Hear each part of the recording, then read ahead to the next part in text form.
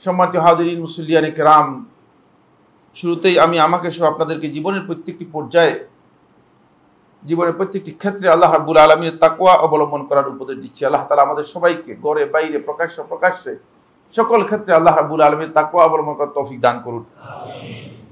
সম্মানিত হাজিরিন, আমরা অত্যন্ত গুরুত্বপূর্ণ একটি বিষয় নিয়ে আজকের এই সংক্ষিপ্ত জুমার খুতবায় আপনাদের সামনে কিছু বিষয় শেয়ার করার জন্য চেষ্টা করব। আর সেই বিষয়টি হচ্ছে হজ্জে মাবরুর কীভাবে আমরা অর্জন করতে পারি, হজ্জে মাবরুরের পরিচয় আর কিভাবে আমরা হজ্জে মাবরুর অর্জন করতে পারি। আমরা চেষ্টা করব ইনশাআল্লাহ তাআলা নির্দিষ্ট সময়ের মধ্যে খুব সংক্ষেপে হলেও এই বিষয়ে কিছু তথ্য আপনাদের সামনে তুলে ধরার জন্য। আমা তৌফিকি ইল্লা বিল্লাহি আলাইহি তাওয়াক্কালতু ওয়া ইলাইহি উনীব। সম্মানিত হাজিরিন, প্রথমেই আমি যাব হজ্জে মাবরুরের ব্যাপারে রাসূলুল্লাহ সাল্লাল্লাহু আলাইহি ওয়াসাল্লাম আমাদেরকে যে ইনফরমেশনগুলো দিয়েছেন সেগুলোর কিছু বিষয় আপনাদেরকে শেয়ার করার জন্য। হজ্জে মাবরুরের ব্যাপারে আল্লাহ নবী সাল্লাল্লাহু আলাইহি ওয়াসাল্লাম একাধিক হাদিসের মধ্যে রাসূলুল্লাহ সাল্লাল্লাহু আলাইহি ওয়াসাল্লাম বলেছেন। আবু হুরায়রা রাদিয়াল্লাহু আনহু বর্ণিত সহিহ বুখারী ও মুসলিম হাদিসের মধ্যে এসেছে, রাসূলুল্লাহ সাল্লাল্লাহু আলাইহি ওয়াসাল্লাম ইরশাদ করেছেন, আল উমরাতু ইলাল উমরাতি কাফফারাতুন লিমা বাইনাহুমা ওয়াল হজ্জুল মাবরুরু লাইসা লাহু জাযাউন ইল্লাল জান্নাহ।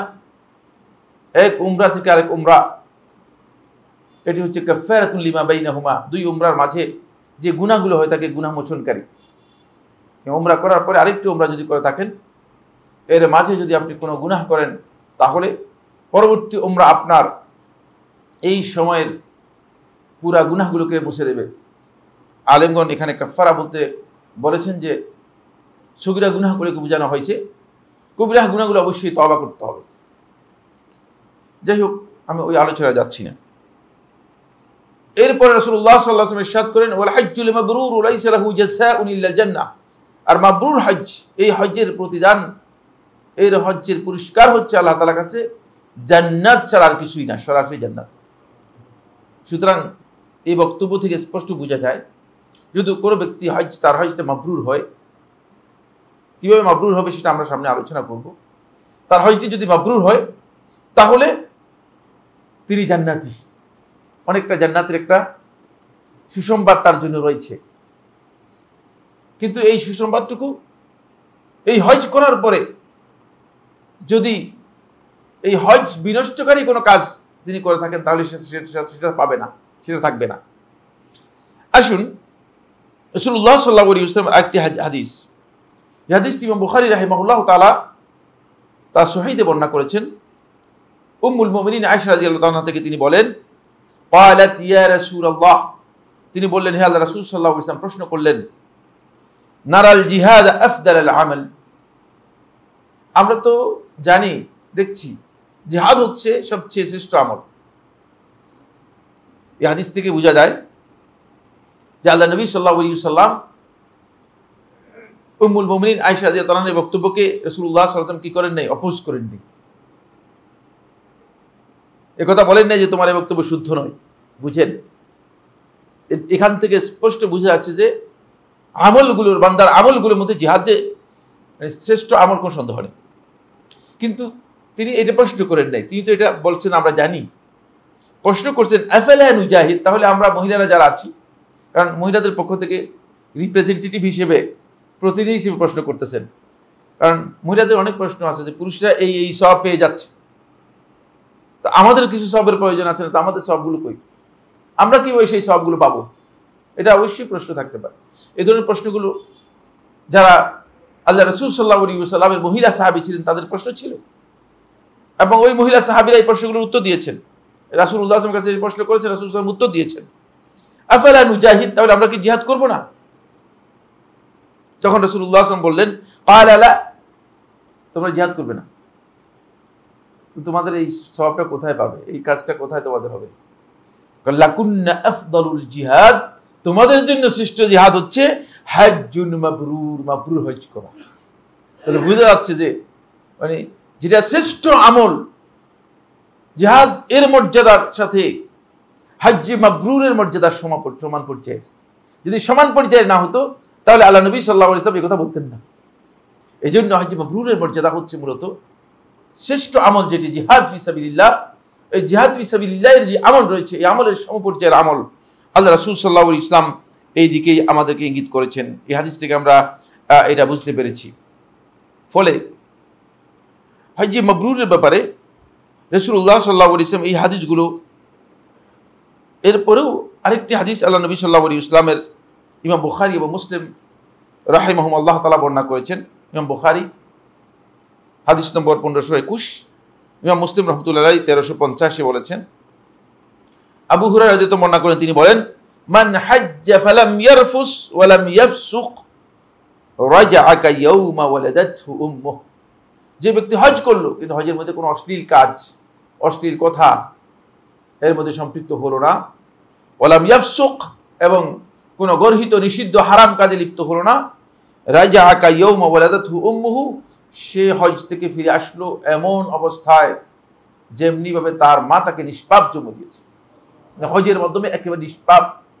এটা হজ্জে মাবরুরের আরেকটি ফজিলত। হজ্জে মাবরুরের মাধ্যমে আপনি একেবারেই নিষ্পাপ হয়ে যেতে পারবেন যদি আপনি আপনার হজটাকে হজ্জে মাবরুর করতে পারেন। বন্ধুগণ, এটি হজ্জে মাবরুরের ব্যাপারে রাসূলুল্লাহ সাল্লাল্লাহু আলাইহি ওয়াসাল্লামের কিছু বক্তব্য আমরা আপনাদের সামনে তুলে ধরলাম। এবার আমি যে পয়েন্টটি নিয়ে কথা বলবো সেটি দুটি পয়েন্টে আমি একটু দৃষ্টি আকর্ষণ করবো এই আলোচনার সাথে। একটি পয়েন্ট হচ্ছে, হজ আল্লাহ রাব্বুল আলামিনের পক্ষ থেকে এটি ফরজ ইবাদত। যাদের কাছে আল্লাহর ঘরে পৌঁছার সামর্থ্য রয়েছে, হজ ফরজ হওয়ার পরে তিনি ডিলে করবেন না। কিন্তু আমাদের কনসেপ্টটা এমন রং একটা কনসেপ্ট আমাদের মধ্যে কাজ করে, একটা ভুল ধারণা আমাদের মধ্যে কাজ করে, সেটা হচ্ছে এই, তিনি অপেক্ষা করেন কতটুকু বৃদ্ধ হওয়া যায়। আমাদের সমাজের মধ্যে হজের জন্য অপেক্ষা করতে করতে যখন বাজার খরচ করার মতো সামর্থ্য হয় না, বাজারেও লোককে পাঠাবে না কেউ, তখন লোকটাকে হজে পাঠিয়ে দেয়, বলে যে গেলে যদি কোনো রকম মনিটর থাকে সেখানে থেকে যায় আর কি। ভুল কাজ। এই ইবাদতের সাথে শক্তির প্রয়োজন, সামর্থ্যের প্রয়োজন, দৈহিক শক্তির প্রয়োজন রয়েছে, আর্থিক সামর্থ্যের প্রয়োজন রয়েছে। সুতরাং এই ইবাদত আপনাকে যখন ফরজ হবে তখনই আপনাকে করতে হবে। এর জন্য আপনি কি মেয়েদের বিয়ে দিলেন কিনা, ছেলেদের বিয়ে করালেন কিনা, তারপরে আপনার ইন্ডাস্ট্রি সবকিছু গুছাতে পারলেন কিনা, এই চিন্তাধারা গলত। আপনি এই দুনিয়ার সবকিছু গুছাতে পারবেন না। হতে পারে যে টাকা ক্যাশে রেখেছেন, গুনতে পারেন নাই, সে টাকা গণার আগেই আপনি মরে যাবেন, আপনি চলে যাবেন। সুতরাং আপনার এই চিন্তা করার সুযোগ নেই যে আমি গুছাতে পারলাম কিনা, কোনো কিছুই গুছাতে পারবেন না। গুছানোর জন্য আপনাকে এখানে পাঠানো হয় নাই। আপনাকে যা যা করতে বলা হয়েছে সেটা আপনি করবেন। হজ ফরজ হওয়ার পরে ইচ্ছাকৃতভাবে যদি কোনো ব্যক্তি হজ নষ্ট করে, হজ আদায় না করে, ওমর ইবনে খাত্তাব রাদিয়াল্লাহু বর্ণনা করেন, তিনি বলেন যে মান লাম ইয়াহুজ, যে ব্যক্তি হজ করলো না, মান মাতা ফালাম ইয়াহুজ, যে মারা গেল এই অবস্থায় যে ফালাম ইয়াহুজ, হজ করলো না, হজ তার উপর ফরজ হয়েছে, হজ করে নেই, ফালিয়ামুত ইনশা ইয়াহুদিয়ান আও ইনশা নাসরানিয়ান, সে ইচ্ছা করলে ইহুদি অবস্থায় মারা যাবে নাকি খ্রিস্টান অবস্থায় মারা যাবে আমি জানি না, লা আদরি, আমি এটা জানি না। কত কঠিন বক্তব্য। তালখিসুল হাবীরের মধ্যে ইবনে হাজার আসকালানী রাহমাতুল্লাহ আলাইহি ওমর ইবনে খাত্তাব রাদিয়াল্লাহু থেকে এই আসারটাকে সহিহ বলেছেন। এই মর্মে একটি riwayat আবু হুরায়রা রাদিয়াল্লাহু আনহু থেকে এসেছে, যেটি ইমাম তাবারানী রাহমাতুল্লাহ মুজামের মধ্যে বর্ণনা করেছেন, কিন্তু হাফিজ রাকি রাহমাতুল্লাহ হাদিসটিকে দাঈফ বলেছেন। হাদিসটিকে দাঈফ বলেছেন। হাদিস মারফু হাদিস হিসেবে সাব্যস্ত হয়নি। যদি মারফু হাদিস হিসেবে সাব্যস্ত হতো তাহলে অবশ্যই হজের মধ্যে তাখির করাটা গুনাহের কাজ হতো, ভয়ঙ্কর গুনাহের কাজ হতো। আর হজ না করে মারা গেলে সেই ব্যক্তি ইসলামের একটি রকম নষ্ট করার কারণে সে মুসলিম হিসেবে মারা যেত না। অনেক লোক আছেন তারা হজ না করেই মারা যাচ্ছে, হজ না করে চলে যাচ্ছে, কিন্তু তাদের সামর্থ্য হয়েছে। হজের জন্য অনেক সামর্থ্যের প্রয়োজন নেই। বর্তমানে একটু টাকা এই বছর থেকে বা গত বছর থেকে একটু দেখলাম যে মানে একটু হাই রেট করে দিয়েছে,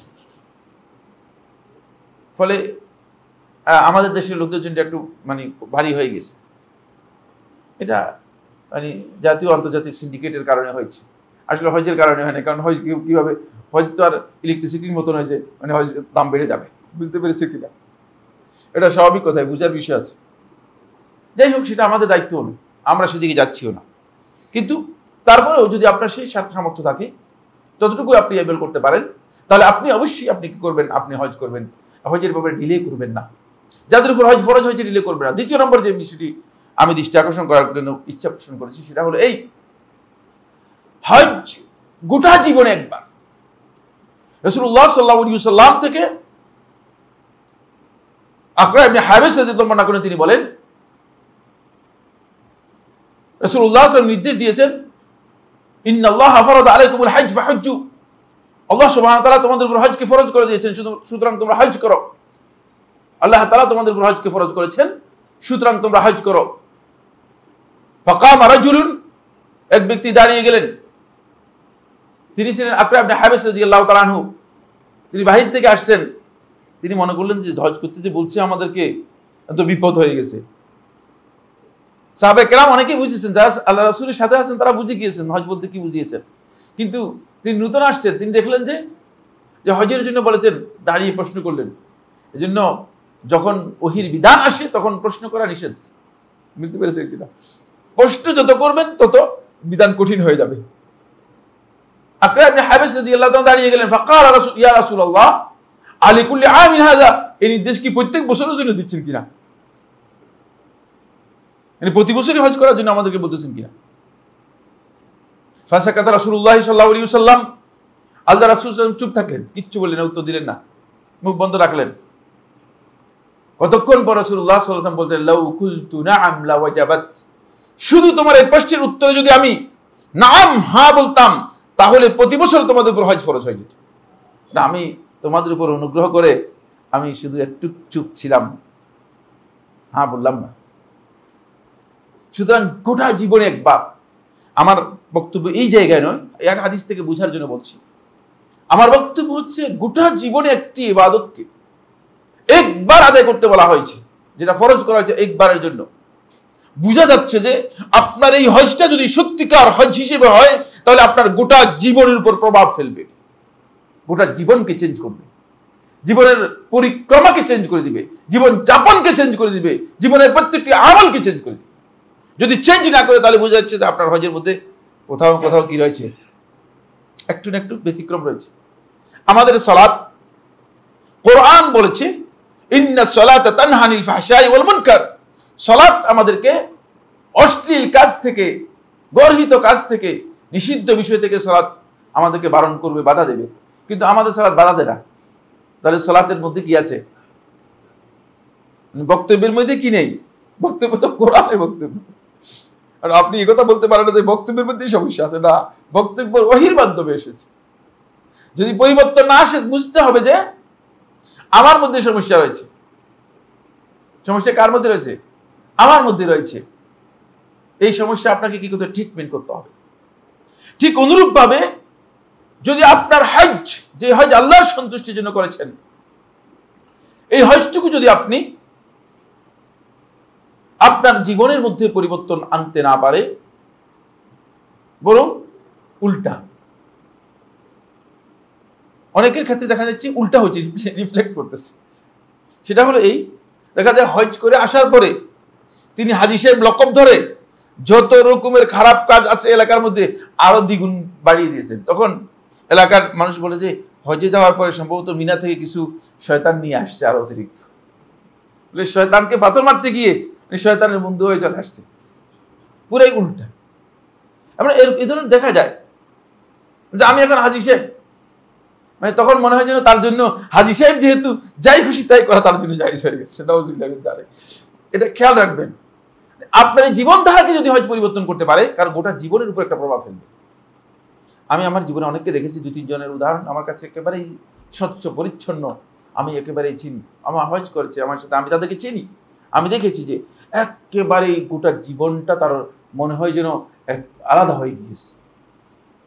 হজের আগের অবস্থা থেকে হজের পরের অবস্থা তার পরিপূর্ণ চেঞ্জ হয়ে গিয়েছে। বুঝেই যাচ্ছে যে আসলে তিনি হজ করেছেন। একসময় এমনটাই ছিল, একসময় মানুষের মান এমনটাই ছিল, মানুষের হজের কন্ডিশনটা এমনটাই ছিল।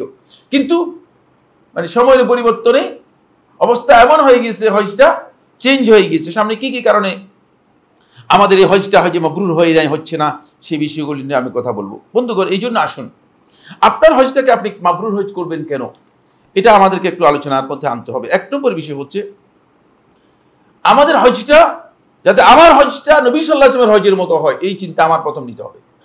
কারণ আমার হজটা যদি নবী সাল্লাল্লাহু আলাইহি ওয়াসাল্লামের হজের মতো না হয়, তাহলে আমি হজের মধ্যে আমার টার্গেট ঠিক রাখতে পারি নাই। আপনি হজ করলেন, আপনার মন মতো করলেন, অথবা কোনো বুজুর্গের মন মতো করলেন, আপনি হজ করলেন, সেখানে আপনি ইখতিলাফ, আলেমদের ইখতিলাফ নিয়ে হজের মধ্যে এমন কাজ করলেন যে কাজগুলো নিয়ে বিতর্ক রয়েছে। না, দরকার নেই। আপনি প্রথম টার্গেট নিন যে আমার হজটা যেন রাসূলুল্লাহ সাল্লাল্লাহু আলাইহি ওয়াসাল্লামের হজ যেভাবে সেভাবে হয়। 2 নম্বর হচ্ছে আমাদের হজটাকে আমরা হজে মাবরুর করার জন্য চেষ্টা করব, এই জন্য যাতে করে হজটা আমার সকল প্রকার ইবাদত, হজের যতগুলো আহকাম আছে সবগুলো পরিপূর্ণরূপে আদায় করতে পারি। হজের যে সওয়াব রাসূলুল্লাহ সাল্লাল্লাহু আলাইহি ওয়াসাল্লাম হজে মাবরুরে বলেছেন, সেগুলো যেন আমি লাভ করতে পারি, এই জন্য আমার হজটাকে হজে মাবরুর করার জন্য চেষ্টা করব। 3 নম্বর যে কারণে হজে মাবরুর করার জন্য আপনি চেষ্টা করবেন, মানে আপনার হজটাকে হজে মাবরুর করার চেষ্টা করবেন, কারণ হচ্ছে এটা হচ্ছে হজের মূল গ্রেড। শুধুমাত্র দায়িত্ব আদায় করে দিলেন হলো না, শুধুমাত্র কাজ শেষ করে দিলেন এটা হলো না, বরং মূল গ্রেডে যেন আপনি পৌঁছতে পারেন সেই চেষ্টা করবেন। আসুন, এতক্ষণ পর্যন্ত হজ্জে মাবরুর যে শব্দটি আমরা বলেছি, এই শব্দ নিয়ে আমি সংক্ষেপে কয়েকটি কথা বলবো। 1 নম্বর কথা হচ্ছে মাবরুর শব্দটা বিররুন শব্দ থেকে এসেছে। মাবরুর, মাবরুর বিররুন শব্দ থেকে। বিররুন এর কোরআন এবং হাদিসের মধ্যে অনেকগুলো অর্থ রয়েছে। হজ্জে মাবরুর কাকে বলা হয় থাকে, মাবরুর এই নিয়ে আলেমদের মধ্যে বিভিন্ন ধরনের হজ্জে মাবরুরের পরিচয়ে বিভিন্ন ধরনের বক্তব্য রয়েছে। প্রথমে আমরা যাব বিররুন, এটা পুণ্য বুঝায়, বাংলা অনুবাদ করা থেকে পুণ্য। পুণ্য কথাটা আসলে আংশিক, পার্সিয়াল, মানে এটা হোল কনসেপ্ট কি করে না, এখানে আদায় করে না। সামনে আমি যখন বলবো তখন আপনারা বুঝতে পারবেন। কোরআনে কারীমে আল্লাহ সুবহানাহু ওয়া তাআলা বীর শব্দটা অনেকগুলো অর্থ ব্যবহার করেছেন। জান্নাতকে বোঝানোর জন্য বীর শব্দ ব্যবহার করেছেন। ঈমান এবং ঈমানের সাথে জড়িত আমলে সালেহকে বোঝানোর জন্য বীর শব্দ ব্যবহার করেছেন। আল্লাহ রাব্বুল আলামিন কোরআনে কারীমের মধ্যে সকল প্রকার আনুগত্যের কাজ একসাথ করে কিছু মৌলিক আনুগত্যের কাজ, যেগুলো একজন ব্যক্তিকে পরিপূর্ণ তাকওয়ার মানে, সত্যিকার তাকওয়ার মানে উত্তীর্ণ হতে সহযোগিতা করবে, সেটাকে বোঝানোর জন্য আল্লাহ সুবহানাহু ওয়া তাআলা কি করেছেন, বীর শব্দ ব্যবহার করেছেন।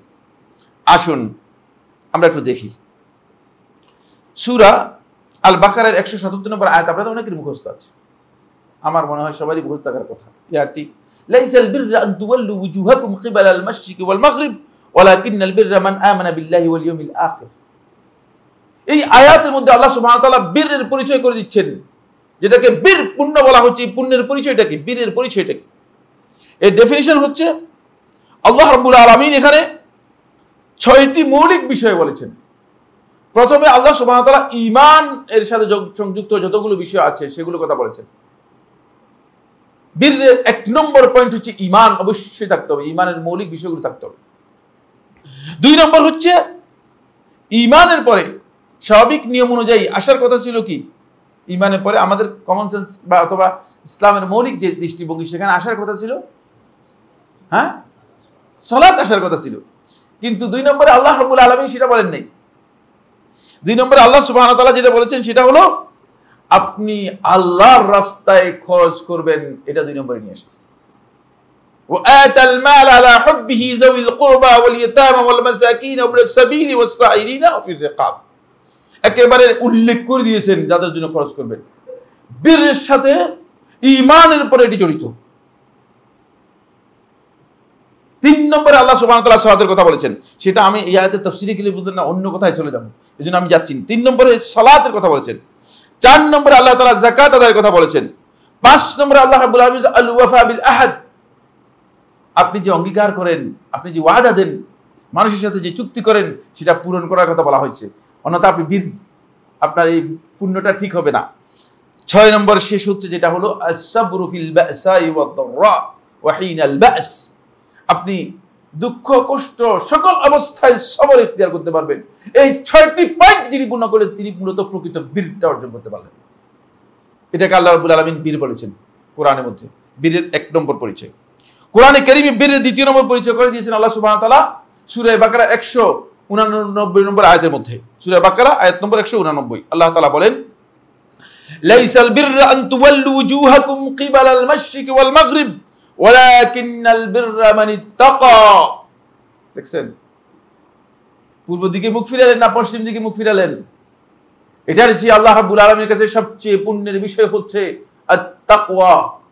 যদি তাকওয়া আপনি লাভ করতে পারেন তাহলেই আপনার প্রকৃত পুণ্য আপনি অর্জন করতে পারলেন। এখান থেকে বোঝা যাচ্ছে যে বীরটা এখানে তাকওয়া অর্থে ব্যবহার করেছেন আল্লাহ সুবহানাহু ওয়া তাআলা। আসুন, রাসূলুল্লাহ সাল্লাল্লাহু আলাইহি ওয়াসাল্লাম বীরের সংজ্ঞা দিয়েছেন হাদিসের মধ্যে। মানে মাবরুর শব্দ থেকে, বীর শব্দ থেকে মাবরুর হয়েছে, বুঝতে পেরেছেন? মানে মাবরুর বলা হয় থেকে এমন হজ যেই হজের মধ্যে বীর পাওয়া যাবে, যে হজের মধ্যে কি পাওয়া যাবে? পুণ্যের কাজটা পাওয়া যাবে। তো পুণ্যগুলো আল্লাহ তাআলা কিভাবে ডিফাইন করেছেন সেটা বলার পরে রাসূলুল্লাহ সাল্লাল্লাহু আলাইহি ওয়াসাল্লাম কিভাবে ডিফাইন করেছেন কয়টি হাদিস বলবো, সময়ের কারণে সব হয়তো বলবো না। 1 নম্বর, নওয়াস ইবনে সামআন রাদিয়াল্লাহু আনহু বর্ণনা করেন আনিন নবী সাল্লাল্লাহু আলাইহি ওয়াসাল্লাম, রাসূলুল্লাহ সাল্লাল্লাহু আলাইহি ওয়াসাল্লাম থেকে তিনি বলেন, ক্বালা আল বিররু হুসনুল খুলুক। পুণ্য যেটাকে বলা হয়, বীর যেটা বলা হয়, এটা হচ্ছে হুসনুল খুলুক, উত্তম ব্যবহার। ব্যবহার উত্তম হলে আপনার সব কিছু ঠিক হয়ে যাবে। এই জন্য আল্লাহ রাসূল সাল্লাল্লাহু আলাইহি ওয়াসাল্লাম এটাকে সবচেয়ে বেশি গুরুত্বপূর্ণ কাজ হিসেবে আখ্যায়িত করেছেন। এর মাধ্যমে সিয়াম সালাত সবকিছুর গ্রেড পেয়ে যাবেন। হাদিসের মধ্যে এসেছে হুসনুল খুলুক, উত্তম ব্যবহার। এই জন্য আপনার হজের মধ্যে যদি এই বীর থাকে, উত্তম ব্যবহার থাকে, সেটা আপনার দেখবেন যে হজ মাবরুর হবে। সামনে আলোচনার মধ্যে আসবে, পরিচয়ের মধ্যে আসবে। ওয়াল ইজমু মা হাকা ফি নাফসিকা, আর পুণ্যর পরিবর্তে, পুণ্যের বিপরীতে হচ্ছে ইজম, গুনাহ, পাপ। পাপ কোনটাকে বলা হয়? পাপের পরিচয় কি? কারণ আমরা অনেকেই মনে করে থাকি যে মানে গুনার জন্য হাদিসের মধ্যে লেখা থাকতে হবে না। রাসূলুল্লাহ সাল্লাল্লাহু আলাইহি ওয়াসাল্লাম বলে দিয়েছেন গুনার পদ্ধতি কি। ওয়াল ইসমু মা হাকা ফি নাফসিকা, পাপ হচ্ছে ওই কাজ যে কাজ করতে গিয়ে তোমার অন্তরের মধ্যে খটকা লেগে যাচ্ছে। তোমার অন্তর এসে বলতেছে থামো, উচিত না, এটাই পাপ। এটা রাসূলুল্লাহ সাল্লাল্লাহু আলাইহি ওয়াসাল্লাম বক্তব্য, কোনো নিজের তৈরি করা বক্তব্য নয়, খেয়াল রাখেন। সেটা আপনি আর করতে পারতেছেন না। আপনাকে যদি আলেমরা এসে ফতোয়া দিয়ে দেয়, থেমে যাবেন। আলেমদের ফতোয়ার জন্য অপেক্ষা করার কোনো প্রয়োজন নেই, সামনে এই কথা আসবে।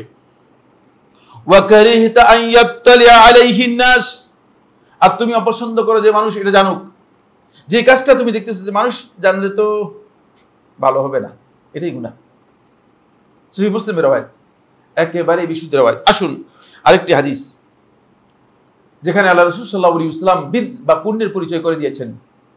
ওয়াবিস ইবনে মাহবাদ রাদিয়াল্লাহু তাআলা বর্ণনা করেন, তিনি বলেন, ক্বালা আতাইতু রাসূলুল্লাহ সাল্লাল্লাহু আলাইহি ওয়াসাল্লাম, আমি একদিন আল্লাহ রাসূল সাল্লাল্লাহু আলাইহি ওয়াসাল্লামের কাছে আসলাম।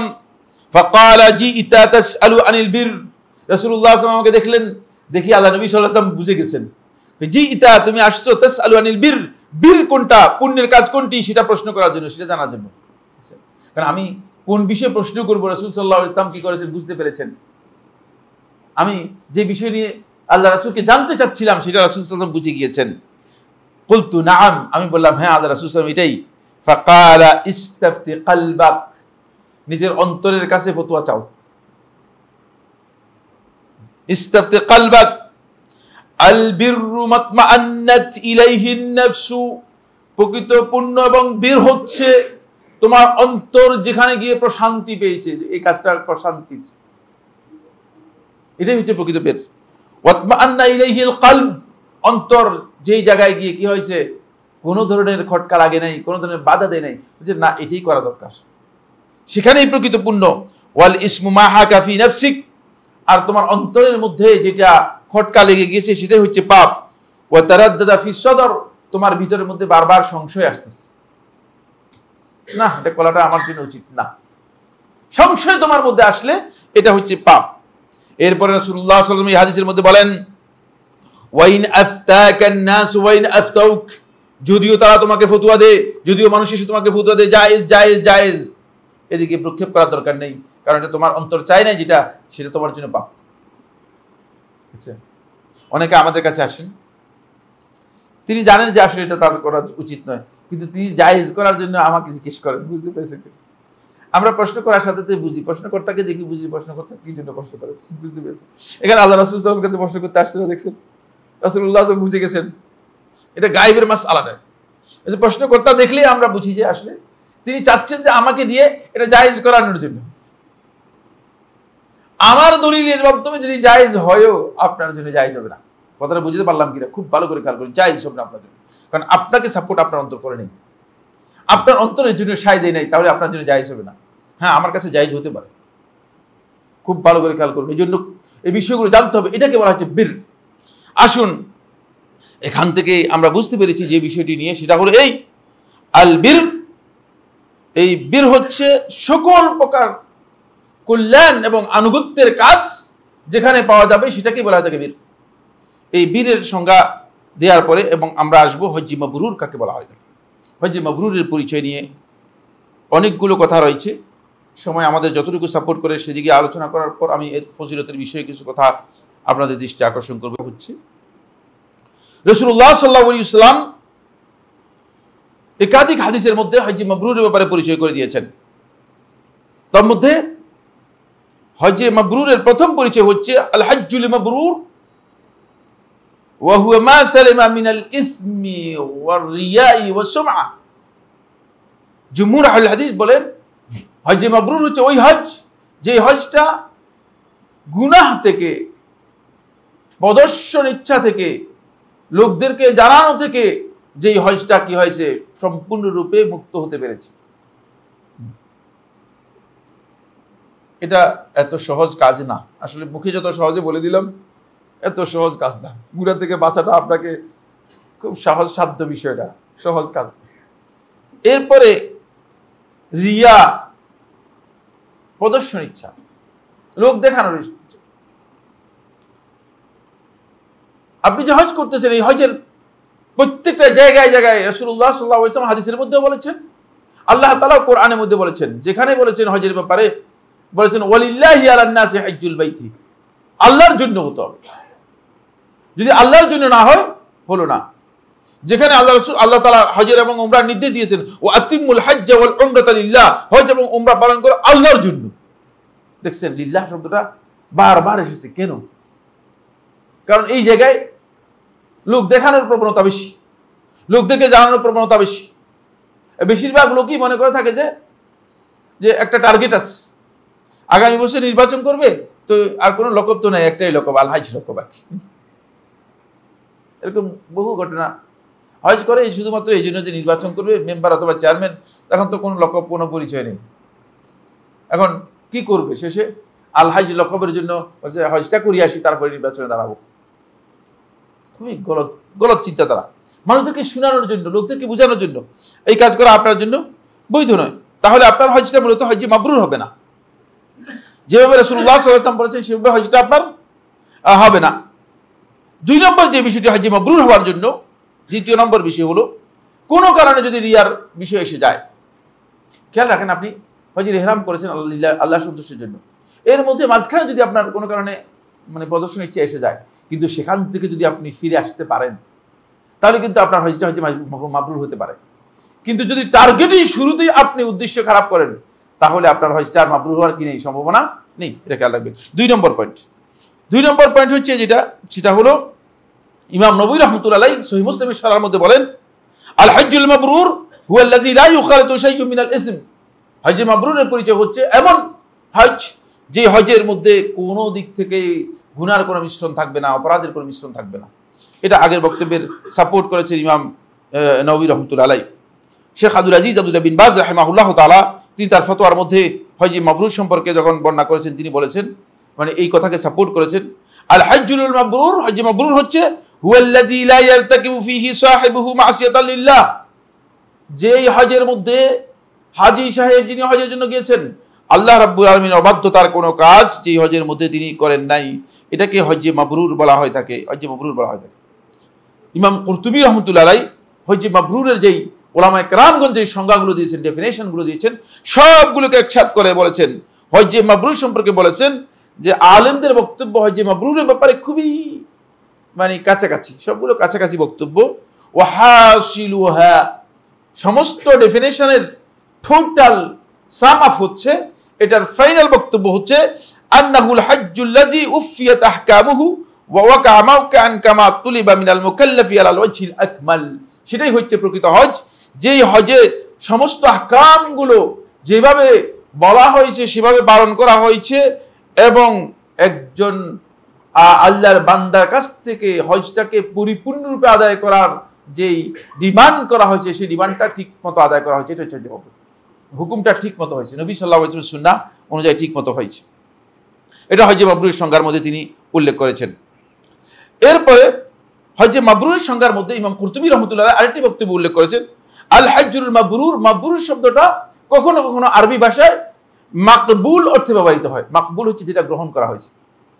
ওয়া হুয়াল হাজ্জুল মাকবুল ইনদাল্লাহ, যেই হজটা আল্লাহ রাব্বুল আলামিনের কাছে কবুল হয়েছে, এটাকে মাবরুর হজ বলা হয়। দুটার মধ্যে পার্থক্য কি খুব ভালো করে খেয়াল করুন। একটা হচ্ছে আমরা মাবরুর হজ যখন আলোচনা করেছি আমরা বলেছি যে হজের মধ্যে গুনাহ হয়নি, যে কিন্তু এই যে বৈশিষ্ট্যগুলো বর্ণনা করলাম এটা আল্লাহ তাআলার কাছে গ্রহণযোগ্য হয়েছে কি হয় নাই এটা কিন্তু সেখানে নাই।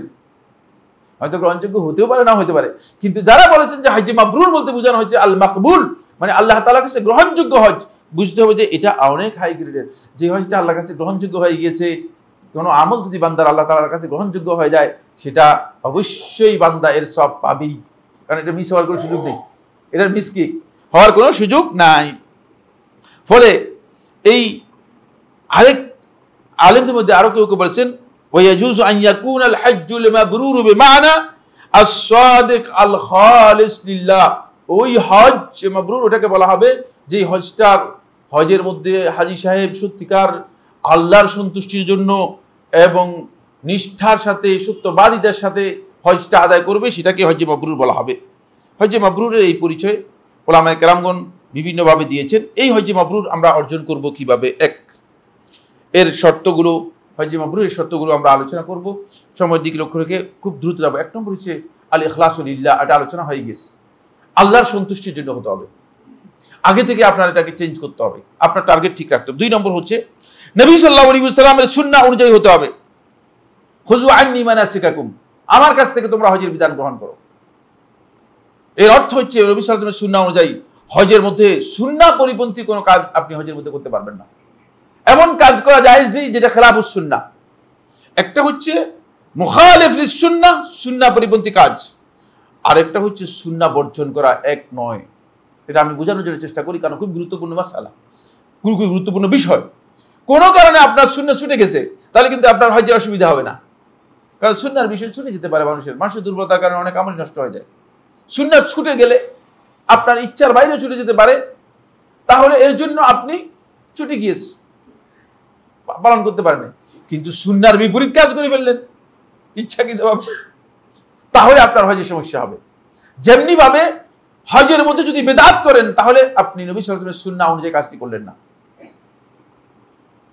আপনার হজটা সুন্নাহ অনুযায়ী হলো না। এজন্য হজে কোনো অবস্থাতেই হাজী সাহেব খেয়াল রাখতে হবে যে কাজটা উলামায়ে কেরাম বেদাত বলেছেন সেই বেদাতের সাথে হজে সম্পৃক্ত হতে পারবেন না।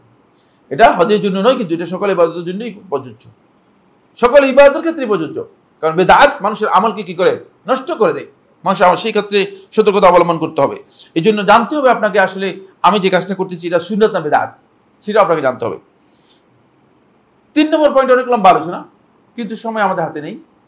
আপনার হজটা হতে হবে আপনি যা পরে গেছেন, যা খেয়ে গেছেন, যা নিয়ে গেছেন, এটা যেন হালাল হয়। এটা হালাল হয়। মানুষের টাকায় কি জন্য হজ করতেছেন? কে আপনাকে বলছে এগুলো করার জন্য?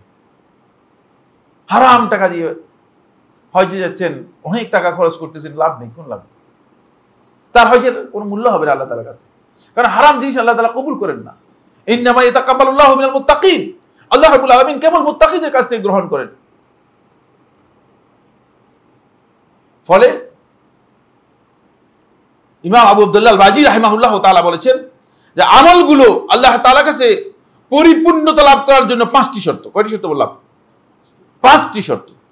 এই 5টি শর্তের মধ্যে 1 নম্বর হচ্ছে ঈমান, 2 নম্বর হচ্ছে মারিফাতুল হক, হক সম্পর্কে জানা, 3 নম্বর হচ্ছে সুন্নাহর অনুসরণ করা, বুঝলেন? পরিপূর্ণভাবে সুন্নাহর অনুসরণ করতে হবে আপনাকে, সুন্নাহ অনুযায়ী আপনাকে কি করতে হবে, সেই কাজগুলো করতে হবে। এরপরে 4 নম্বর হচ্ছে যেভাবে আল্লাহ এবং তার রাসূল সাল্লাল্লাহু আলাইহি ওয়াসাল্লাম করতে বলেছেন সেভাবে আদায় করতে হবে। আর এই 4টি শর্তই আপনার বাতিল হয়ে যাবে 5 নম্বর যদি ঠিক না হয়, সেটা হচ্ছে আকলুল হালাল, হালাল খেতে হবে, তাহলে সবটাই বরবাদ। এই জন্য হালাল যদি না থাকে তাহলে আপনার সবটাই বরবাদ হয়ে যাবে। অনেক লম্বা আলোচনা, কিন্তু আমরা জাস্ট বিষয়টি আপনাদের দৃষ্টি আকর্ষণ করলাম। এটি কত নম্বর বললাম? 4 নম্বর। 5 নম্বর যে পয়েন্টটি সেটা হলো অবশ্যই আপনার হজটা গুনাহ থেকে, অবাধ্যতা থেকে সম্পূর্ণ খালি হতে হবে, মুক্ত হতে হবে। খেয়াল রাখবেন, ইচ্ছাকৃত যদি কোনো ব্যক্তি গুনাহ করে সেটাকে গুনাহ বলা হয়, আর যদি অনিচ্ছাকৃত কোনো গুনাহ হয়ে যায় সেটা গুনাহ হবে, কিন্তু সেটাকে মানে তাকে এর জন্য পাকড়াও করা হবে না। আল্লাহ তাআলা পাকড়াও করবেন না। কি করবেন না? আল্লাহ তাআলা ধরবেন। কারণ আল্লাহ তাআলা শিখিয়ে দিয়ে রব্বানা লা তুআখিযনা ইন নাসিনা ওয়া আখতানা, হে আল্লাহ আমাদেরকে আপনি পাকড়াও করবেন, ইন নাসিনা যদি আমরা ভুল করি, বিস্মৃত হয়ে যাই, ওয়া আখতানা অথবা আমরা কোনো কারণে আমাদের কাজটা ভুল হয়ে যায়, ভুল হলে আল্লাহ তাআলা পাকড়াও করবেন না আমাদেরকে। কিন্তু ইচ্ছাকৃত কোনো গুনাহ যেন কোনো অবস্থাতেই না হয় সেটা খেয়াল রাখতে হবে। বাস্তব হচ্ছে নারীদের জন্য হজ্জে মাবরুর হওয়ার জন্য শর্ত হচ্ছে অবশ্যই, শেখ ইবনে উসাইমিন রাহমাতুল্লাহ আলাইহি বলেন, ওয়া মিন যালিকা আন লা ইয়াহুজ্জাল মারআতু ইল্লা বিমাহরামিন, নারীরা অবশ্যই হজ করবে তাদের সাথে মাহরাম থাকতে হবে। এখানে নিয়ম কি করছে সেটা নয়, আমাদের কাছে এখন অনেক আছে বলতেছে হজের জন্য এখন মাহরাম দরকার নেই। আপনি ইসলামের বিধান আর মানুষের বিধান দিয়ে এক করলে চলবে না। অবশ্যই আপনার হজটাকে যে মাবরুর হতে হলে অবশ্যই ফাইন হাজ্জাত, এই বক্তব্য শেখ ইবনে উসাইমিন রাহমাতুল্লাহ তাআলা শারহুল মুমতির মধ্যে বলেছেন, তার ফতোয়ার মধ্যে বলেছেন ফাইন হাজ্জাত বিগাইরি মাহরামিন লাম ইয়াকুন হাজ্জুহা মাবরুরান, যদি সে হজ করে থাকে তার হজটা হজ মাবরুর হবে না, কারণ এটা গুনাহ, গুনাহ কাজ। সুতরাং অবশ্যই তার হজটা কি হতে হবে, হজ মাবরুর হতে হলে এখান থেকে মাহরাম তার জন্য কি করতে হবে, থাকতে হবে। 5 নম্বর যে পয়েন্টটি সেটা হলো হজ মাবরুরের জন্য হজের আগেই আপনি গুনাহ থেকে তওবা করে নেবেন, একটু পরিচ্ছন্ন হয়ে যাবেন। কারণ কোনো ব্যক্তি যদি হজ মাবরুর করতে চায় তাহলে তার গুনাহগুলো আগে কি করতে হবে, কিছু মুছে যেতে হবে। তো অনেকগুলো গুনাহ নিয়ে এসে যদি আল্লাহ তাআলার কাছে এসে হাজির হন তাহলে আপনার এই গুনাহর কারণে হয়তো আপনি ইবাদত করতে পারবেন না। গুনাহ মানে যেমন বোঝা মানুষের শক্তিকে কি করে, শক্তিকে ডাউন করে দেয়, ঠিক গুনাহ মানুষের ইবাদতের যে আগ্রহ, ইবাদতের প্রতি তার যেই একটা উদ্দীপনা থাকার কথা সেটা থাকে না। গুনার বোঝা আপনার কাছে থাকলে আপনি পারবেন না। গুনার বোঝাটা হালকা করার জন্য আপনাকে তওবা করতে হবে। এখানে খেয়াল রাখতে হবে, খুবই গুরুত্বপূর্ণ মাসআলা, 2টি মাসআলা আলোচনা করি। 1 নম্বর বিষয় হচ্ছে গুনাহ থেকে আপনি যখন তওবা করে নেবেন পরিপূর্ণরূপে তাহলে আপনি গুনাহ মুক্ত হয়ে যাবেন, তখন আপনার হজটা মাবরুর হওয়ার জন্য আপনি কি করবেন, সহযোগিতা পাবেন। 2 নম্বর যে মাসআলা সেটা হলো এই গুনাহ থেকে তওবা করা কাকে বোঝায়। আমরা অনেকে এটা বুঝি না। আমরা অনেকে মনে করে থাকি যে আস্তাগফিরুল্লাহ ওয়া আতুবু ইলাইহি, মুখে আমরা আল্লাহ তাআলার কাছে আস্তাগফিরুল্লাহ ওয়া আতুবু ইলাইহি, এটা হচ্ছে মৌখিক তওবা করা। আস্তাগফিরুল্লাহ হচ্ছে মাগফিরাত, আল্লাহ তাআলার কাছে চাওয়া, ক্ষমা তলব করা। আর আতুবু ইলাইহি মানে আমি আপনার কাছে তওবা করলাম, এটা মৌখিক বক্তব্য। আপনি যদি কিয়ামত পর্যন্ত ঈমানের বক্তব্য দেন আমি আল্লাহর প্রতি ঈমান এনেছি, কিন্তু অন্তরের মধ্যে যদি আল্লাহ এবং তার রাসূলের জন্য বিদ্বেষ থাকে তাহলে আপনি ঈমানদার নন, মুনাফিক। খুব ভালো করে খেয়াল করুন, আপনি যদি সারা জিন্দেগি প্রতিদিন যদি 2000 বার বলেন যে আমি তওবা করেছি, আমি তওবা করেছি, কিন্তু গুনাহ থেকে ফিরে না আসেন, আপনি তওবা করেন নাই। এই কারণেই আমাদের অনেকে বলছে ভাই আমি প্রতিদিন তওবা করি কিন্তু তারপরে আমি গুনাহের মধ্যে পড়ে যাই। আসলে তওবা করেন নাই তো আপনি। আপনার অন্তর থেকে গুনাহ থেকে আপনাকে কি করতে হবে, উদ্ধার করে আসতে হবে। গুনাহ থেকে আপনাকে অন্তর দিয়ে কি করতে হবে, উদ্ধার করে আসতে হবে। যদি অন্তর থেকে উদ্ধার না করেন তাহলে আপনি গুনাহ থেকে বাঁচতে পারবেন না। এজন্য আমাদেরকে খুব ভালো করে খেয়াল করতে হবে, গুনাহ থেকে আমাদেরকে ফিরে আসার জন্য পরিপূর্ণরূপে চেষ্টা করতে হবে। এরপরে আমাদের হজটাকে হজ মাবরুর করার জন্য যে কাজটি আমাদেরকে করতে হবে সেটা হলো অবশ্যই যেটা কোরআন নির্দেশ দিয়েছে, সকল প্রকার রাফাত, ফুসুক, জিদাল, ঝগড়া বিবাদ বর্জন করতে হবে। এটি হজ মাবরুরের জন্য শর্ত। কোরআনে কারীমের মধ্যে বলা আছে অশ্লীল কাজ, বর্হিত কাজ, যে সমস্ত ঝগড়া বিবাদ আছে সেগুলোকে পরিহার করতে হবে। এরপরে যে পয়েন্টটি সেটা হলো হজ মাবরুরের আগে আপনি আপনার পরিবার পরিজন প্রতিবেশী যারা আছে তাদেরকে আপনি কি করবেন, তাদের সাথে তাদেরকে সুন্দরভাবে বিদায় দিয়ে তাদের কাছ থেকে সবার কাছ থেকে ক্ষমা চেয়ে নেওয়ার জন্য চেষ্টা করবেন। কারণ মানুষের সন্তুষ্টি, মানুষের দোয়া, মানুষের ইবাদতকে কি করে শক্তিশালী করে। এই জন্য চেষ্টা করবেন তাদের কাছ থেকে মানে দোয়া নেওয়ার জন্য এবং তাদের কাছ থেকে তাদেরকে সন্তুষ্ট করে দেওয়ার জন্য প্রয়োজনীয় ব্যবস্থা তাদেরকে দেওয়ার জন্য। হজে মাবরুর আরেকটি বিষয় হচ্ছে অবশ্যই অধিক পরিমাণে হজের মধ্যে আপনাকে জিকির করতে হবে। রাসূলুল্লাহ সাল্লাল্লাহু আলাইহি ওয়াসাল্লাম সেই বিষয়ে ইঙ্গিত করেছেন, হাদিসের মধ্যে এসেছে। আল্লাহ নবী সাল্লাল্লাহু আলাইহি ওয়াসাল্লামকে যখন প্রশ্ন করা হয়েছে, সুইলা নবী সাল্লাল্লাহু আলাইহি ওয়াসাল্লাম আইয়ুল হাজ্জি আফদাল, আইয়ুল হাজ্জি আফদাল, হাজীদের মধ্যে কে আফদাল, কে শ্রেষ্ঠ? ক্বালা আকসারুহুম যিকরান, যে হজের মধ্যে বেশি পরিমাণে জিকির করে, তালবিয়া রয়েছে, জিকির রয়েছে, মানে হজের মধ্যে গাল গল্প নয়, হজের মধ্যে গাল গল্প নয়, খেয়াল রাখতে হবে। ইমাম আহমদ রাহমাহুল্লাহ মুসনাদের মধ্যে বর্ণনা করেছেন, শেখ শোয়েব আরনাউত এটাকে হাসান বলেছেন। ওয়া ক্বালা সাল্লাল্লাহু আলাইহি ওয়াসাল্লাম, আরেকটি হাদিসের মধ্যে রাসূলুল্লাহ সাল্লাল্লাহু আলাইহি ওয়াসাল্লাম বলেন, আফদালুল হাজ্জি আল আজ্জু ওয়াস সাজ্জু, সবচেয়ে উত্তম হজ হচ্ছে যেই হজের মধ্যে অধিক পরিমাণে আল্লাহ তাআলা জিকির করা হবে এবং অধিক পরিমাণে যেখানে কোরবানি দেওয়া হবে। এই জন্য কোরবানি দেওয়াটা হজের গুরুত্বপূর্ণ একটি বিষয়। নবী সাল্লাল্লাহু আলাইহি ওয়াসাল্লাম, আপনারা জানেন যে নবী সাল্লাল্লাহু আলাইহি ওয়াসাল্লাম তো অনেক আমাদের মতো, আপনারা যারা এখানে কোটিপতি আছেন এদের মতো কোটিপতি ছিলেন না, কারণ নবী সাল্লাল্লাহু আলাইহি ওয়াসাল্লামের টাকা ক্যাশ থাকতো না, বুঝতে পেরেছেন? নবী সাল্লাল্লাহু আলাইহি ওয়াসাল্লাম, আপনাকে জানেন কিনা বিদায় হজে কয়টি কোরবানি করেছেন? মাশাআল্লাহ, অনেক বড় আলেম দেখছেন, 100টি জবে করেছেন। তো আপনি হজে গিয়ে কি করতেছেন? আপনি 2টা জবে করতে পারেন না, আপনি একটা জবে করে বলেন যে কোনো রকম বাঁচা যায় না। আমাদের কাছে প্রশ্ন করেন যে আমি যদি রোজা রাখি হবে কিনা। আমাকে এই প্রশ্ন অনেকে করেছে, আমি যাদেরকে চিনি তাদের আর্থিক সামর্থ্য অনেক বেশি। আমি চিনি, আপনি রোজা রাখলে আপনি কি রোজা রাখবেন? আপনি রাখেন সারা জিন্দেগি রোজা রাখেন, আপনি হজই তো বুঝেন না আসলে। এই হজটা আপনার হজে মাবরুর হতে হলে আপনি এখানে কোরবানি করবেন। খেয়াল রাখুন, এরপরে যে মাসআলাটি গুরুত্বপূর্ণ সেটা হচ্ছে এই, অবশ্যই মুসলিম ব্যক্তি তার হজের পরে যখন তিনি হজ শেষ করবেন, হজের আগের অবস্থা আর হজের পরের অবস্থার মধ্যে পরিবর্তন আসবে। হজের পর থেকে তিনি নিজে আল্লাহর আনুগত্যকে নিজের জন্য বাধ্যতামূলক করে নিবেন, তাহলে বুঝে যাবে যে তার হজটা হজে মাবরুর হয়েছে। এই জন্য ওলামায়ে কেরাম বলতেন যে কবুল হজের ধরনই হচ্ছে সেটা হজের আগের অবস্থা থেকে হজের পরের অবস্থা আর মধ্যে পরিবর্তন হয়ে যাবে।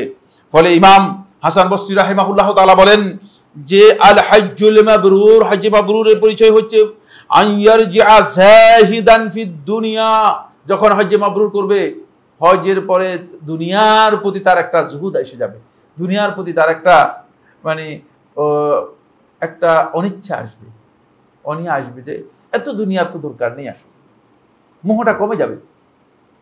এই মোহ দিয়ে আমাদেরকে সৃষ্টি করা হয়েছে, আপনারা রাগ করেন না, মানে প্রত্যেকটা লোকের মধ্যে, মানে আমি যে আপনি মনে করছেন যে হয়তো দুনিয়ার টাকা পয়সা দেখলে আমার ভালো লাগবে না, সবাই ভালো লাগবে, কারণ হচ্ছে এটা সৃষ্টি করা হয়েছে, কোরআন বলে দিয়েছে, কোরআন বলে দিয়েছে, সেখানে যেটা কোরআনের মধ্যে বলা আছে সেটা অস্বীকার করার কোনো সুযোগ নেই। প্রত্যেকের কাছে এই দুনিয়ার মোহটা আছে, কিন্তু যখন আল্লাহ রাব্বুল আলামিন বান্দাকে দুনিয়ার মোহ থেকে মুক্ত করে দিবেন, তখন বান্দা বুঝতে পারবে, তখন বান্দা বুঝতে পারবে তার দুনিয়া, তখন তিনি দেখবেন যে দুনিয়াটাকে অগ্রাধিকার দিবেন না। জাহিদান ফিদ দুনিয়া, দুনিয়ার ব্যাপারে সে যা আছে যথেষ্ট, দরকার নেই, এখন যতটুকু আছে এতটুকু চলুন। রাগিবান ফিল আখিরা, তার কার্যক্রমগুলো আখিরাতমুখী হয়ে যাবে, তার কাজগুলো সবগুলো আখিরাতমুখী হবে। যদি তার হজ থেকে হজ্জে মাবরুর হয়, তাহলে হজ্জে মাবরুর তাকে এইভাবে তৈরি করে দিবে। এরপরে হজ্জে মাবরুরের আরেকটি পরিচয়, সেটা হলো হজ্জে মাবরুরের মধ্যে আপনি 3টি কাজ করবেন, তাহলে আপনার হজটা হজ্জে মাবরুর হবে। জাবির ইবনে আব্দুল্লাহ রাদিয়াল্লাহু বর্ণনা করেন, মুসনাদের মধ্যে এসেছে, সহিহ সনদে এসেছে, রাসূলুল্লাহ সাল্লাল্লাহু আলাইহি ওয়াসাল্লাম ইরশাদ করেন, আল হজ্জু মাবরুরুল্লাহি সাল্লাল্লাহু আলাইহি ওয়াসাল্লাম ইলাল জান্নাহ, হজ্জে মাবরুরের প্রতিদান জান্নাত ছাড়া আর কিছুই নেই। ক্বালু, প্রশ্ন করলেন, ওয়ামা বিররুল হজ্জি, হজ্জের বের বলতে আল্লাহ রাসূল সাল্লাল্লাহু আলাইহি ওয়াসাল্লাম কি বুঝিয়েছেন? হজের সাথে সম্পৃক্ত করে আপনি যে বীরের কথা বলেছেন, আপনি যে পুণ্যের কথা বলেছেন, সেটা আবার কি জিনিস? হজে মাবরুরের মূল বিষয়টা কি সেটা আমাদেরকে বলুন। ক্বালা ইতআমুত তাআম, আপনি লোকদেরকে খাওয়াবেন। আমরা অনেকে যাই যে আমরা নিজেরা মানুষের কাছ থেকে খাওয়ার চেষ্টা করি, খাওয়ার অসুবিধা নেই, যারা দিচ্ছে তারা খাওয়া যায় না, যায় না, তারা দিচ্ছে, তারাও আল্লাহ সন্তুষ্টির জন্য দিচ্ছে, খেতে পারেন, কোনো অসুবিধা। কিন্তু আপনিও খাওয়ানোর চেষ্টা করুন, আল্লাহ তাআলা সামর্থ্য তো দিয়েছে। হাজী সাহেবদেরকে খাওয়ান, হাজী সাহেবদেরকে খাওয়ান। মানে আমি এটা আপনাদেরকে প্রকাশ করার জন্য বলছি না, মানে আমি যত বছর মদিনাতে ছিলাম, অন্তত পক্ষে মানে 1 থেকে 2,000 লোক হয় যে সময় আমার বাসায় খেয়েছে, এরকম ভূগোল একটা হয়েছে, কোনো অসুবিধা হয়নি, কোনো অসুবিধা হয়নি। এমন এখনো ফকির হয়ে যাচ্ছি গিয়েছি এমন না, আমি তখন যেটা ছিলাম তখন আর এটাই, বুঝতে পেরেছেন? খাওয়ান, এটা হজের একটা, এই আল্লাহ রাসূল সাল্লাল্লাহু আলাইহি ওয়াসাল্লাম বলতেছেন এটা হচ্ছে হজে মাবরুরের, হজের বেরের মূল বিষয় হচ্ছে মানুষদেরকে খাওয়ানো। মানুষদের খাওয়াবেন। 2 ওয়া ইফশাউস সালাম, সালাম লোকদেরকে দেখলে সালাম দিবেন, পরিচয় করবেন। এখানে লোকেরা আসছে যে তাদের মধ্যে একটা মানে ভালোবাসা তৈরি হবে। মুসলিম উম্মার এটা গুরুত্বপূর্ণ একটা বিষয়, ওটা উম্মার সাথে জড়িত একটা বিষয়। তারপরে 3 নম্বর হচ্ছে ওয়াতিবুল কালাম, আপনার কথাটা কি হইতে হবে? কথাটা সুন্দর হইতে হবে, ভাষাটা সুন্দর হতে হবে। রাগারাগি করবেন না। রাগ যখন আসবে অবশ্যই চুপ থাকবেন, কারণ রাগের অবস্থায় কথা বলাও জায়েজ নেই, রাগের অবস্থায় হুকুম দেওয়া জায়েজ নেই। কোন কাজী সাহেব যদি কোনো কারণে রাগারাগি করে বাসা থেকে আসে, তাহলে তখন বিচার করা হারাম। সমস্ত ফকিহগণ বলেছে, বুঝলেন না? রাগের অবস্থায় বাসা থেকে রাগ করে এসেছে, বিচার করতে গেলে উল্টাই ফেলবে, তখন বিচার করা হারাম বলেছেন। ইবনে ফারহুন রহমতুল্লাহ তার কিতাবের মধ্যে উল্লেখ করেছেন এই অবস্থায় বিচার করা হারাম। খুব ভালো করে খেয়াল করুন। সুতরাং রাগ যখন হবেন তখন চুপ, রাগ অবস্থায় সিদ্ধান্ত নেবেন না। রাগ যার এসে গেছে তিনি সিদ্ধান্ত নেবেন না, তখন চুপ থাকলে আপনি দেখবেন যে সবচেয়ে শক্তিশালী ব্যক্তি। আর যিনি চুপ হতে পারেন না তিনি সবচেয়ে দুর্বল ব্যক্তি। তিনি রাগের কাছে পরাজিত হয়ে গেছেন, শয়তানের কাছে পরাজিত হয়ে গেছেন, নফসের কাছে পরাজিত হয়ে গেছেন। এই বিষয়গুলো আমাদেরকে খুব ভালো করে বোঝার জন্য চেষ্টা করতে হবে। আরেকটি হাদিসের মধ্যে সাঈদ ইবনে জুবাইর রাদিয়াল্লাহু তাআলা বর্ণনা করেন, তিনি বলেন রাসূলুল্লাহ সাল্লাল্লাহু আলাইহি ওয়াসাল্লাম বলেছেন, আইয়ুল হাজ আফদল, কোন ব্যক্তির হজটা সবচেয়ে উত্তম হবে? ক্বালা মান আতআমা আত-তাআম, যে খাবার খাওয়াবে, ওয়া কাফফা লিসানাহু, এবং এই জিহ্বাটাকে ঠিক রাখবে, জিহ্বাটাকে সংযত রাখবে। একটু সংযত রাখার চেষ্টা করুন। আপনি যদি হজে সংযত রাখতে পারেন, দেখবেন যে বাকি জীবনে আপনি সংযত রাখতে পারবেন। প্রত্যেক প্রশ্নের উত্তর দেওয়ার কোনো দরকার নেই। মানে প্রশ্নের উত্তর দেওয়া পাণ্ডিত্যের নাম নয়, প্রশ্নের উত্তর না দেওয়া আমার পাণ্ডিত্যের নাম। চুপ থাকা হচ্ছে বুঝলেন, এটা হিকমতের বিষয়। আর অতিরিক্ত কথা বলা হচ্ছে বাঁচারের কাজ। রাসূলুল্লাহ সাল্লাল্লাহু আলাইহি ওয়াসাল্লাম পছন্দ করেছেন। হিকমত হচ্ছে চুপ থাকবেন, যেখানে চুপ থাকা সেখানে চুপ থাকাটা হিকমত। ওয়ালাকাদ সাদাকা মান ক্বাল, তারপরে সাঈদ ইবনে জুবাইর রাদিয়াল্লাহু তাআলা বলেন, সত্য বলেছেন যিনি কথা বলেছেন। এটাই হচ্ছে মূলত হজ্জে মাবরুরের পরিচয়। এরপরে যে পয়েন্টটি সেটা হলো হজ্জে মাবরুরের মধ্যে অবশ্যই আপনাকে কোনো অবস্থাতেই আপনার হজটা যেন আর-রুফকা সালিহা ওয়ান নাসিহা, ওই সমস্ত ব্যক্তিদের সাথে আপনার হজটা উচিত যারা সৎকর্মশীল এবং যারা আপনাকে নসিহত করতে পারে। খেয়াল রাখবেন, বিদাতীদের সাথে, পথভ্রষ্ট বিভ্রান্তদের সাথে, আকীদাগ্রস্ত লোকদের সাথে যদি আপনি হজ করতে যান, তাহলে আপনার আমলটাই বরবাদ হয়ে যেতে পারে, আপনি বুঝতেও পারবেন না। আর আমাদের এই কারণেই মূলত হজের সবচেয়ে বড় সমস্যা হচ্ছে জায়গায় হজের সাথে সাহচর্যের একটা সম্পর্ক রয়েছে। রাসূলুল্লাহ সাল্লাল্লাহু আলাইহি ওয়াসাল্লাম বলেছেন, আল মারউ আলা দীনি খালিলিহি ফালইয়ানদুর ইলা মান ইউখালিল। প্রত্যেকটা মানুষ তার যে বন্ধু আছে, তার বন্ধুর মাধ্যমে সে প্রভাবিত হয়। ফালইয়ানদুর, সে যেন দেখে নেয়, মান ইউখালিল, কার সাথে বন্ধুত্ব করতেছে। কারণ বন্ধুত্ব আপনি কি বেদাতের সাথে করেছেন? বন্ধুত্ব আপনি কি পথভ্রষ্ট আকীদার যারা আছে তাদের সাথে করেছেন? বন্ধুত্ব যদি আপনার তেমন হয়, তাহলে দেখবেন যে আপনার হজটা হজে মাবরুর হবে না। কারণ হচ্ছে তাদের কারণে আপনি হজে মাবরুর করতে পারবেন না। তারা আপনার হজটাকে ঠিক মতো আদায় করতে দিবে না। তারা কি করবে? আমি এটা নিজেই মানে দেখেছি। সেটা হলো, তারা আপনার হজটাকে আড্ডায় পরিণত করে দিবে, আপনার হজটাকে মার্কেটিংয়ে পরিণত করে দিবে, আপনার হজটাকে পর্যটনে পরিণত করে দিবে, আপনার হজটাকে পিকনিকে পরিণত করে দিবে, আপনার হজটাকে অপ্রয়োজনীয় গীবত এবং খারাপ কাজের মানে আসরে রূপান্তরিত করে দিবে। তাই হচ্ছে। এই জন্য যদি আপনি একজন সত্যিকার নসিহতকারী লোকের সাথে যান, তিনি বলবেন যে, যখন দেখবেন ভুল হচ্ছে আপনার, তখন তিনি বলবেন যে, ভাই কি করতেছেন, এটা ভুল হয়ে যাচ্ছে, এটা এরকম না, হজের মধ্যে তো এমন করা যাবে না। তাহলে আপনার হজটাকে কি করতে হবে? সংশোধন করে দিবে, আপনাকে সংশোধন করে দিবে। এই জন্য আপনি চেষ্টা করবেন যে হজে মাবরুর করার জন্য, এই কাজটি করার জন্য। হজে মাবরুর আরেকটি গুরুত্বপূর্ণ বিষয় হচ্ছে বন্ধুগণ, হজের আহকামগুলো আগে জেনে নেওয়ার জন্য চেষ্টা করবেন। কারণ আমল করার পরে এরপরে আপনি টেলিফোন করে কাকে জানবেন, কার কাছ থেকে জানবেন? চেষ্টা করুন যথাসম্ভব অন্ততপক্ষে মানে মৌলিক যে বিষয়গুলো আছে হজের, সেই বিষয়গুলো আপনি যথাযথভাবে জানতে পারেন কিনা। যদি আপনি সেগুলো জেনে নিতে পারেন, তাহলে আপনার হজে মাবরুর হবে। হজে মাবরুরের জন্য আমরা সংক্ষেপে কথা বলার পরে আরও কিছু পয়েন্ট ছিল, সেগুলো আমরা আলোচনা আজকে আর করবো না।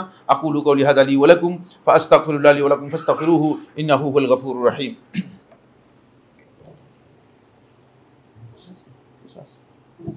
আলহামদুলিল্লাহ আলা ইহসানিহি والشكر له على توفيقه وامتنانه وأشهد أن لا إله إلا الله وحده لا شريك له تعظيما لشانه وأشهد أن محمدا عبد الله ورسوله الداعي إلى رضوانه وعلى آله وأصحابه وإخوانه عباد الله رحمكم الله إن الله أمركم بأمر كريم ألا وهو الصلاة والسلام على نبيه الكريم فقال في محكم التنزيل إن الله وملائكته يصلون على النبي يا أيها الذين آمنوا صلوا عليه وسلموا تسليما اللهم صل على محمد وعلى آل محمد كما صليت على إبراهيم وعلى آل إبراهيم في العالمين إنك حميد مجيد وبارك اللهم على محمد وعلى آل محمد كما باركت على إبراهيم وعلى آل إبراهيم في العالمين إنك حميد مجيد وارض اللهم عن الخلفاء الراشدين الأئمة المهديين أبي بكر وعمر وعثمان وعلي وعن سائر أصحاب محمد صلى الله عليه وسلم أجمعين اللهم أعز الإسلام والمسلمين اللهم أعز الإسلام والمسلمين اللهم انصر عبادك الموحدين في كل مكان اللهم انصر عبادك الموحدين في كل مكان اللهم انصر إخواننا في فلسطين اللهم انصر إخواننا في فلسطين رب العالمين আমাদের মধ্যে যারা অসুস্থ আছে তাদেরকে সুস্থ করে দিন আমাদের মধ্যে যারা বিপদগ্রস্ত আছে তাদের বিপদ দূর করে দিন রব্বুল আলামিন আমাদের মধ্যে যারা